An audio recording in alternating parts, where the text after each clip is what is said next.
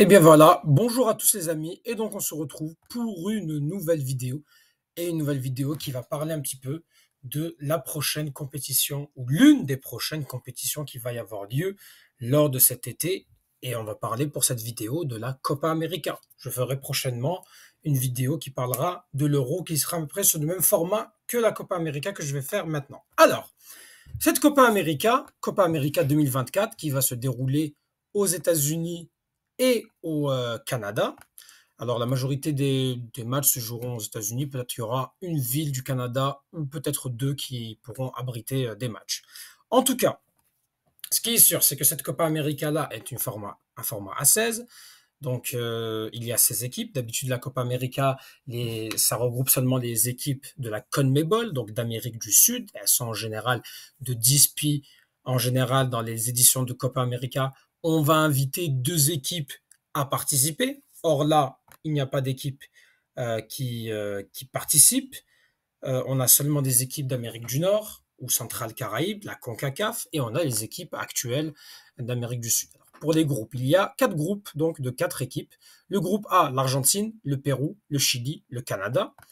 Le groupe B, le Mexique, l'Équateur, le Venezuela, la Jamaïque. Le groupe C, les États-Unis, l'Uruguay, Panama et la Bolivie. Et enfin, le groupe D avec le Brésil, la Colombie, le Paraguay et le Costa Rica. Donc les deux premiers se qualifieront pour des quarts de finale et ensuite c'est quarts, demi et la finale. Donc voilà pour cette Copa América qui va débuter, si je ne me trompe pas, le premier match c'est le 20 juin. Donc le match d'ouverture c'est le 20 juin entre l'Argentine et le Canada qui va se jouer au stade Mercedes-Benz Stadium qui est le stade de Atlanta dans l'état de Géorgie à ne pas confondre avec le pays d'Europe de l'Est, la Géorgie. Donc bon, en tout cas, donc voilà un petit peu pour cette Copa América. Alors dans cette vidéo, je ne vais pas énumérer et parler de chaque équipe. Je vais prendre des favoris. Donc il y a 3 favoris que j'ai décidé donc de choisir. Et donc parmi ces favoris-là, l'Argentine, l'Uruguay et le Brésil, bien évidemment. Donc, on va commencer avec l'Argentine, qui est dans le groupe A, qui jouera donc le match d'ouverture face au Canada. Donc, l'Argentine qui jouera en compagnie du Pérou et du Chili. C'est quand même un groupe qui est assez difficile, même si l'Argentine est grande favori et que personne ne voit l'Argentine se faire éliminer au premier tour. Par contre, dans un groupe, si on analyse le groupe dans l'ensemble, Pérou, Chili, Canada, le Canada qui était quand même à la Coupe du Monde, le Pérou et le Chili qui ne s'étaient pas qualifiés en Coupe du Monde, mais qui restent des valeurs sûres en Amérique du Sud, qui sont quand même des équipes qui sont très difficiles. Le Chili qui ne s'était pas qualifié, le Pérou qui s'est fait éliminer, je pense, en barrage de Coupe du Monde. En tout cas, le Pérou est quand même une équipe qui, en Copa América, fait quand même des bonnes performances. On s'en rappelle quand même qu'ils sont allés en finale de Copa América 2019, perdu contre le Grand Brésil. Le Brésil qui n'avait pas Neymar à l'époque, mais c'était un Brésil qui était beaucoup plus fort que maintenant. On en parlera ensuite du Brésil. Donc, pour l'Argentine, alors, un peu comme j'ai fait dans ma vidéo avec la Guinée et l'Ouganda pour expliquer un petit peu les équipes, pour présenter les équipes, là, on va voir un petit peu les derniers matchs qu'ont joué l'Argentine. C'est quoi un petit peu la dynamique en fonction des victoires, des matchs nuls, des performances qui ont été faites. C'est quoi les adversaires qu'ils ont rencontrés. Alors, on rappelle que l'Argentine est le tenant du titre et de la Copa América et de la Coupe du Monde. Ils ont joué en septembre 2023, donc le début de la saison de foot. Ils ont joué l'Équateur, une victoire à 0. Ils ont enchaîné par une victoire 3-0 face à la Bolivie. En octobre, alors tous ces matchs-là sont dans le cadre des qualifications pour la Coupe du Monde 2026. Ils ont joué le Paraguay qu'ils ont gagné 1-0. Le Pérou à l'extérieur qu'ils ont gagné par 2-0. Donc il y avait déjà une confrontation la plus récente entre l'Argentine et le Pérou, c'était lors des cadres de qualification. Ou est-ce que c'était donc à l'extérieur que l'Argentine avait gagné. Ils ont rencontré l'Uruguay. L'Uruguay contre qui ils ont perdu, c'est l'Uruguay de Marcelo Bielsa. Et ils ont affronté le Brésil, qu'ils ont gagné au Maracana. Si je ne me trompe pas, c'était au Maracana. Laissez-moi vérifier. Oui, en effet, c'était au Maracana qu'ils ont gagné donc par 1-0. Un match qui avait été d'ailleurs remarqué par beaucoup d'incidents. C'était très chaud en tout cas. En mars, il y a eu, je pense, c'était des matchs de préparation. Oui, il y avait 2 matchs de préparation qui se sont joués. Euh, L'Argentine a beaucoup fait tourner. Ils ont joué contre le Salvador, si je ne me trompe pas. Laissez-moi vérifier. Oui, c'est le Salvador. Et le Costa Rica. Une victoire 3 buts à 0 et une victoire 3 buts à 1. Bon, un classique. Un classique. Pas de, c'est des matchs vraiment pas très très à enjeu. Et ils auront 2 matchs pour se préparer, les Argentins, avant de rencontrer leurs 3 adversaires, l'Équateur et le Guatemala. Donc voilà les 2 adversaires contre qui l'Argentine va se préparer. Le match, c'est le dimanche 9 juin à 18 h heure nord-américaine, ce qui veut dire à peu près à 23 h heure algérienne et à minuit heure française, Europe de l'Ouest. Et ensuite, le 14 juin, le vendredi 14 juin, donc Argentine-Guatemala pour peaufiner la préparation avant de jouer 6 jours après. Donc le 20 juin face au Canada, le 25 juin face au Chili, et enfin la fin des phases de poule pour l'Argentine, ça sera contre le Pérou le 29 juin. Bon. L'Argentine, on a eu pour la liste de l'Argentine, l'Argentine entraînée par Scaloni, qui est évidemment la grande favorite de cette Copa América 2024. Donc, dans la liste, on retrouve du Emiliano Martinez, du Armani, Rulli pour les gardiens, Montiel, Molina, Balerdi, le Marseillais qui est donc ici, Romero qui joue à Tottenham, Pezzella, Cuarta, Otamendi, Lisandro Martinez, euh, Acuna, Tagliafico qui joue à l'Olympique Lyonnais, Barco, Rodriguez, Paredes de l'AS Roma, McAllister de Liverpool, Rodrigo de Paul, Ezequiel Palacios du Bayer Leverkusen, Enzo Fernandez de Chelsea, Lo Celso, Di Maria, Carboni, Lionel Messi, Correa, Garnacho, Nicolas Gonzalez, Lautaro Martinez, meilleur buteur de Serie A, et enfin Julian Alvarez de Manchester City. Donc encore une fois, l'Argentine qui va être clairement la favorite, qui va être l'équipe à battre. Ça va être difficile. Ça pourrait être l'une des dernières Copa América, la dernière de Lionel Messi. Lionel Messi en ce moment qui revient un petit peu en forme, qui évolue à l'Inter Miami. Di Maria qui, voilà, aussi, il est plus ou moins sur la fin. Donc quand même, il y a une belle génération qui va s'en suivre, mais en tout cas, c'est peut-être les dernières compétitions, la dernière Copa América de Lionel Messi. Lionel Messi voilà, qui pourrait rajouter des titres à son palmarès après avoir gagné la Copa América, la Finalisma, la Coupe du Monde. Il pourrait rajouter à son palmarès pour l'Argentine. Donc voilà. Pour moi, l'Argentine est toujours très favori, mais attention quand même, il y a une équipe qui pourrait lui faire mal, c'est l'Uruguay. C'est l'une des équipes qui a battu l'Argentine en match officiel dans la petite période récente. Donc pour l'Uruguay, alors j'ai pas pu trouver la liste pour l'Uruguay. Par contre, si on voit leur dernier match, ils ont gagné le Chili, ils ont perdu contre l'Équateur, c'était une défaite assez surprise, mais ils se sont bien rattrapés. Alors un match nul face à la Colombie, un match nul à 11 contre 10. Par contre, face aux grosses équipes, c'est victoire face au Brésil, c'est victoire face à l'Argentine. Dans les confrontations directes, ils sont présents. Ils ont gagné la Bolivie, 3 buts à 0. Ensuite, ils ont joué face à une équipe, les Pays Basques, bon, un but partout. Et une défaite face à la Côte d'Ivoire, la Côte d'Ivoire récente équipe vainqueur de la Coupe d'Afrique des Nations 2023 qui s'est déroulée en 2024. Ils ont joué déjà un match de préparation qui devait jouer face au Costa Rica 0-0. Là, ils vont jouer le Mexique en match de préparation le 5 juin avant d'affronter dans leur premier match le 23 juin le Panama, la Bolivie et enfin ils joueront le 1er juillet face aux États-Unis. Donc quand même, 3 équipes à la portée quand même de l'Uruguay. Le Panama et la Bolivie, ça devrait être assez faisable. Concernant les États-Unis, alors les États-Unis, je ne dis pas que c'est les favoris. Pour moi, il fait partie de ces outsiders, mais les États-Unis, il ne faut pas les sous-estimer.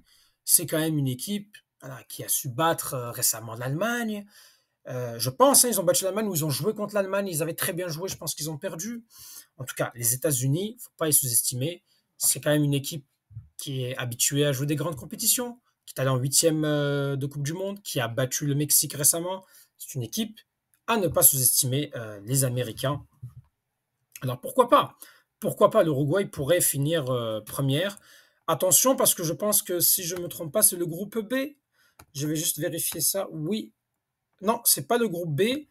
Par contre, c'est le groupe C. Et attention, si jamais l'Uruguay, en cas de contre-performance, termine deuxième, que le Brésil termine premier, ou vice-versa, hein, que l'Uruguay termine première, que le Brésil, voilà, termine deuxième, on pourrait avoir, dès les quarts de finale, les amis, dès les quarts de finale, un Uruguay-Brésil. Un Uruguay-Brésil. Ça pourrait être vraiment intéressant. Je vais quand même aller vérifier que je ne dis pas de bêtises par rapport à ça. Est-ce que en quart de finale, qui pourrait rencontrer qui? Alors, si on s'en fie à peu près au... Alors, en fait, c'est ça. Le premier du groupe A rencontre le deuxième du groupe B. Le premier du groupe B rencontre le deuxième du groupe A. Donc, le premier du D rencontre le deuxième du C. Le premier du C rencontre le deuxième du D. Ce qui ferait que, si jamais... Et donc, on pourrait avoir en demi-finale, probablement... en fait, ce qu'il faut savoir, c'est que l'Uruguay et le Brésil peuvent se rencontrer en quart de finale et peuvent même se rencontrer en demi-finale. Par contre, l'Argentine a quand même le chemin le plus facile. Il pourrait, parce que le vainqueur, par exemple, si je ne me trompe pas, le vainqueur des quarts de finale et qui ira en demi-finale, donc ce sera toujours le A et le B et le A, donc le premier du groupe A, premier du groupe B, par exemple, s'ils se qualifient en demi-finale, ils vont se re-rencontrer. Donc, à vérifier. En tout cas, moi, c'est ce que j'ai devant moi. Et donc, on va aller pour le troisième favori, donc, qui est le Brésil. Je le mettrai, moi, derrière l'Uruguay et l'Argentine en ce moment, parce que le Brésil, ça va pas trop en ce moment. Ça va pas trop. Alors, ils avaient très bien commencé les campagnes de qualification en battant la Bolivie, mais la Bolivie est une très faible équipe. Ils ont battu le Pérou à l'extérieur. Et les ennuis ont commencé à partir du moment où ils ont fait ce match nul, un petit couac face au Venezuela, un but partout, à domicile. S'en sont enchaînés trois défaites d'affilée face à l'Uruguay, face à la Colombie et face à l'Argentine. Ça fait beaucoup, au point où, dans les éliminatoires de la Coupe du Monde, le Brésil actuellement est sixième. Et sixième, je pense qu'ils sont qualifiés encore, mais le Brésil, d'habitude, reste quand même un pays qui se qualifie très rapidement. Et cette mauvaise dynamique fait en sorte que ils sont pas très confiants pour cette Copa América, sachant qu'ils n'ont pas Neymar. On va en parler de la liste. C'est difficile. Ils jouent 2 matchs de préparation face à l'Angleterre, qui gagne 1-0. Ils font un match nul face à l'Espagne, 3 buts partout dans un match spectaculaire. Pour se préparer, ils joueront le 8 juin face au Mexique et le 12 juin face aux États-Unis. C'est le Brésil donc a fait un choix plutôt différent, je dirais, où est-ce qu'ils ne rencontreront donc aucune équipe de la CONMEBOL. Ils ont préféré axer sur l'Amérique du Nord et donc les deux meilleures équipes de l'Amérique du Nord, de la CONCACAF, qui sont donc les États-Unis et le Mexique. C'est le Brésil qui rencontrera donc son premier match, c'est face au Costa Rica, face au Paraguay. Donc clairement, on sent que le Brésil se dit, voilà, j'ai 2 équipes d'Amérique du Nord à jouer, j'y vais pour assurer donc la première place, parce que c'est ça que je pense qu'il faut qu'ils aient le Brésil, c'est qu'ils assurent la première place pour au moins éviter une grosse équipe, que ce soit l'Uruguay. De toute façon, ils rencontreront ou l'Uruguay ou les États-Unis en quart de finale. Ça, c'est... voilà. Donc, c'est pas mal qu'ils se disent peut-être que l'Uruguay finira premier, que les États-Unis finiront deuxième. Ils les rencontreront. Après, est-ce que l'équipe des États-Unis va montrer ses atouts? Je ne pense pas. En tout cas, c'est une Copa América qui est intéressante. Pour la liste du Brésil, alors il n'y a pas Neymar, qui a été blessé toute la saison. Par contre, en gardien, Alisson, Bento, Ederson. Andreas, alors en latéral, il y a Danilo, Yann Couto, Arana, Wendell. En défense centrale, Beraldo, Militao, Magalhaes et Marquinhos. Bon, deux joueurs qui jouent au Paris Saint-Germain. Militao qui a été blessé mais qui est bien revenu avec le Real Madrid. En milieu de terrain, Andrea Pereira, Bruno Guimaraes, Douglas Luiz, Joao Gomez et Lucas Paqueta. Et en attaque, Hendrick, Evan Nilsson, Martinelli, Rafinha, Rodrigo, Savinho et Vinicius Junior. C'est une compétition qui va être très importante pour Vinicius Junior parce que je pense que Vinicius Junior, après avoir gagné la Ligue des Champions, s'il va pour gagner une Copa América, cela pourrait être le favori du Ballon d'Or. Vinicius, quand même, c'est 6 buts en Ligue des Champions, c'est quand même une dizaine, une quinzaine de buts, des buts quand même assez importants. Un but en finale de Ligue des Champions, euh, des buts en demi-finale, des buts en quart de finale de Ligue des Champions, un but en finale, un but en finale de Super Coupe d'Espagne contre le FC Barcelone. C'est quand même Vinicius, c'est quand même son année. Si jamais le Brésil remporte cette Copa América et que Vinicius porte cette équipe brésilienne, il peut incontestablement être favori, voire même gagner le Ballon d'Or. Le Ballon d'Or va se jouer de toute façon sur la Copa América. Il y a l'Euro aussi qui peut aider. Il y a beaucoup de joueurs qui sont favoris. Bellingham, Harry Kane a toujours sa carte à jouer. Il est quand même meilleur buteur de la saison. Mbappé, même si ça va être difficile, s'il gagne l'Euro, peut quand même remporter. Mbappé a les stats qu'il faut. On en parlera de façon du Ballon d'Or, les amis. On en reparlera plus en détail sur quels sont mes favoris pour le Ballon d'Or et qui sont en fait les favoris de manière objective et qui, je pense, va gagner. Mais c'est sûr que on le fera après les grosses compétitions, à savoir l'Euro et la Copa América, qui vont être décisives pour cette suite donc du Ballon d'Or. Donc voilà. Voilà. N'hésitez pas à dire ce que vous avez pensé donc de cette vidéo. Voilà. Pour vous, c'est qui le favori de la Copa América? Pour vous, qui va gagner cette Copa América? Est-ce que c'est l'Argentine, le Brésil, l'Uruguay, d'autres, peut-être les États-Unis? Il y en a, ils vont peut-être vont dire, ah, le Canada, pourquoi pas? Ce que je ne pense pas. Mais en tout cas, voilà, n'hésitez pas à vous abonner si ça vous a plu la vidéo. Laissez un petit pouce bleu pour me soutenir et un commentaire pour le référencement. Et merci et au revoir.